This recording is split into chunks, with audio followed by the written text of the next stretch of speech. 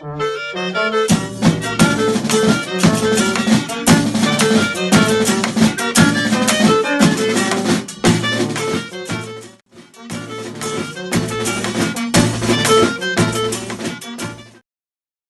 incidente que he narrado trajo consecuencias irreparables.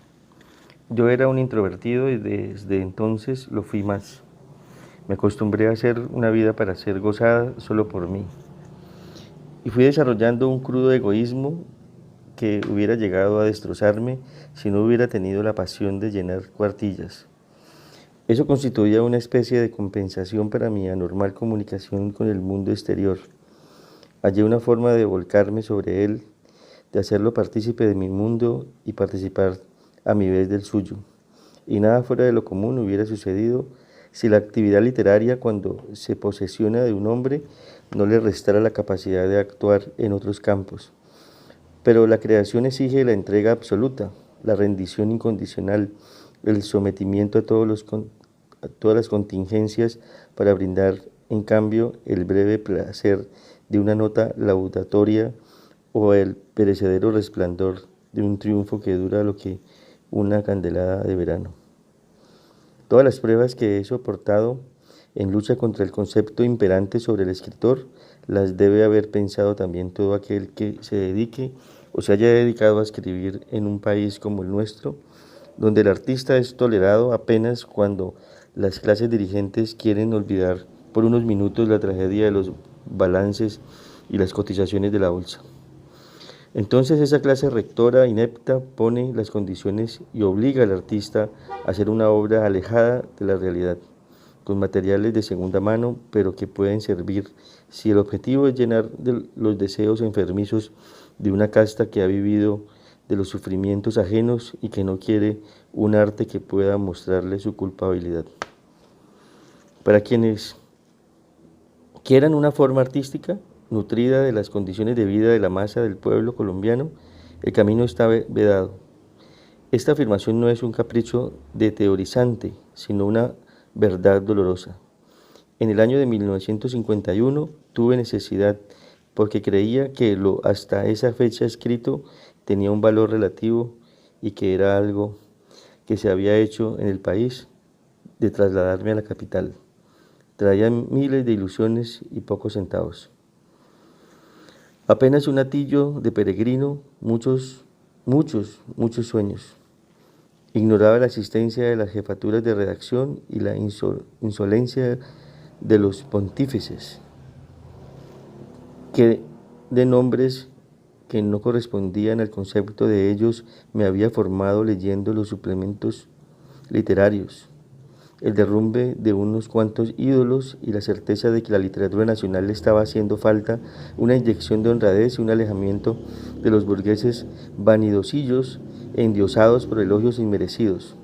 Desde el conocimiento personal del mundillo literario capitalino afirmé mi convicción sobre el destino futuro de nuestras letras y adquirí la fe profunda de su salvación por hombres que quieren acercarse al elemento popular y tratarlo de manera nueva, alejada de academicismo y del purismo, señalándome un derrotero, no confundiéndolo con las tediosas disquisiciones, dudas, problemas y soluciones copiadas de las lecturas de los clásicos modernos. Pero asumir esta posición honrada tiene sus altibajos. Mientras los suplementos plantean a cada instante una supuesta crisis cultural, los elementos que pueden reconciliar el pueblo con el arte se pierden víctimas del hambre y la miseria. Para sorpresa mía, pecaba entonces de ingenuo, fui viendo cómo se cerraban con una sonrisa sardónica las puertas a mis espaldas. Literatura sucia llamaban a mis escritos por el solo hecho de usar términos que la moral y las buenas costumbres consideraban lesivos.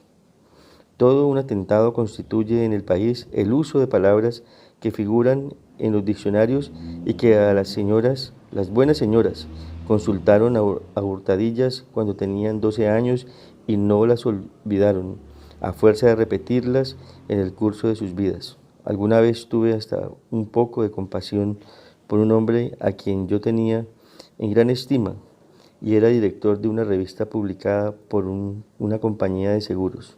El hombre Nacido en un lugar que no se distinguió por la abundancia de bienes materiales, pidió uno de mis cuentos para, tal vez, así lo creía, darme el honor de incluirlo entre el material de su órgano de difusión.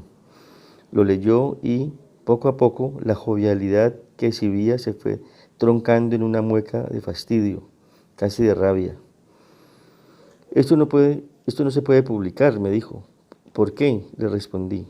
Muchas palabras feas, no propiamente feas, pero comprenda que nuestra revista llega a manos de muchas damas de la sociedad.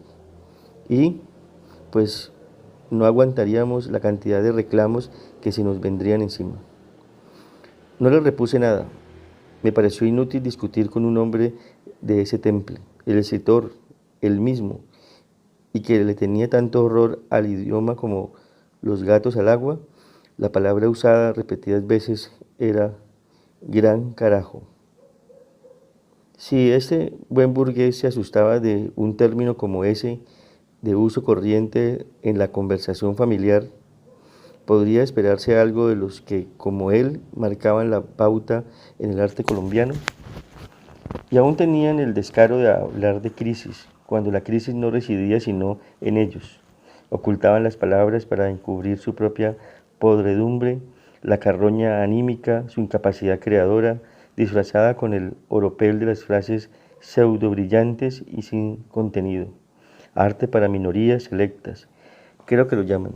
Arte de distracción para ricachones, neuróticos y jovenzuelos sin oficio, lo llamaría yo. Sobre lo anterior, alguien me recordaba la amarga queja de un crítico, si es que tenemos alguno, sobre el alejamiento de las masas. La gente no quiere leer, decía, y no quiere leer porque no comprende, porque no se ve reflejada en la obra, porque el pueblo, no teniendo cultura, sabe reconocerse y comprende, si alguien está bien intencionado respecto a él, los derroteros que se le señalan. No deben olvidar nuestros europeizantes que las épocas más floridas de la literatura universal han estado normadas por los pueblos y los escritores no han sido sino meros escribanos, artesanos, por mejor decirlo, de la voluntad popular. Ejemplos recientes hay a granel en la literatura moderna latinoamericana. La enseñanza de los ecuatorianos y su vigorosa novela, conocida ya universalmente, es digna de ser seguida. Ese pequeño pueblo ha tenido el valor de presentar a la faz del mundo sus problemas sin avergonzarse por ello. Eso le ha valido un sitio que los equivocados pontífices nuestros no han podido obtener en el concierto de las naciones cultas de la tierra. Porque para llegar a la universalidad hay que partir de los elementos que se tienen a mano y laborar como ellos para situarlos en planos elevados de la creación. Lo contrario, el sometimiento irrestricto a las culturas foráneas solo puede dar por resultado el arte imitativo sin base de sustentación y sin valor alguno. Puede ser que me haya alejado de mis propósitos iniciales al hacer tan larga serie de consideraciones, pero se justifican si se tienen en cuenta que el escritor está sometido a ellas, es una víctima del engranaje social que no lo tiene en cuenta en su desarrollo. Creo que tengo la suficiente autoridad para hablar de problemas que he sufrido en carne viva. Es más, creo que los hombres que se inician y trabajan por hacer una gran obra que enorgullezca las letras patrias me comprenden.